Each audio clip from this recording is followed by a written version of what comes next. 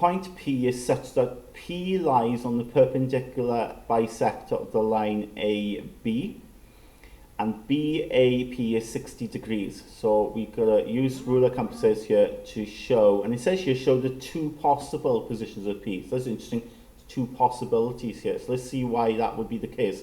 So let's look at the first bullet point. P lies on the perpendicular bisector of the line AB. So we can do that. That's nice and easy because you literally go to, remember, you want perpendicular bisector means you want to go through the middle. That's bisector, cut in half, and it's got to be 90 degrees.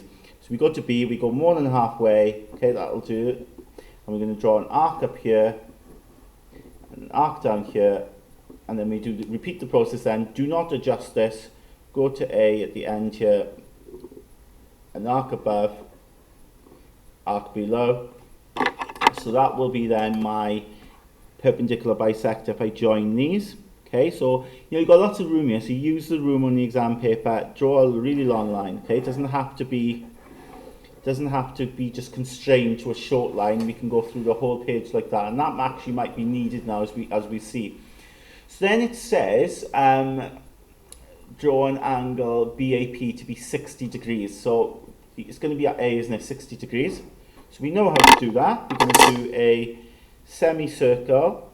Sorry, not a semicircle, a quarter circle. Okay, oops. So let's go to A again. Quarter circle.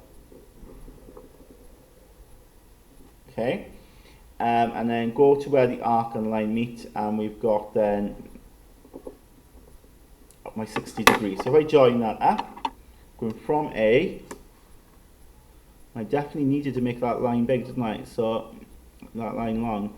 Let's go from A to the 60 degree, and there you go. It literally intersects right at the edge there of the page. That's where my point P is. So I've got my perpendicular bisector and the angle 60 degrees. However, you can see in bold it says two possible positions of P. So let's think about where else it could be. So we've got 60 degree at A, but of course remember 60 degree at A can be underneath as well, can't it?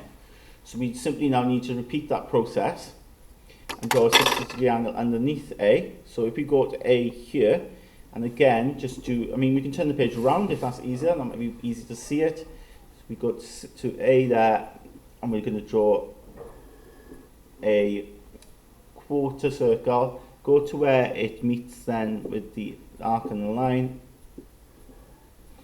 and then I've got then my 60 degree angle going from A to where the arcs meet. Okay, and it just about gets it, doesn't I? Maybe I really need to make that line even longer. Okay, let's line that up again. So I've got two possible positions then for P. Okay, so P above and P below.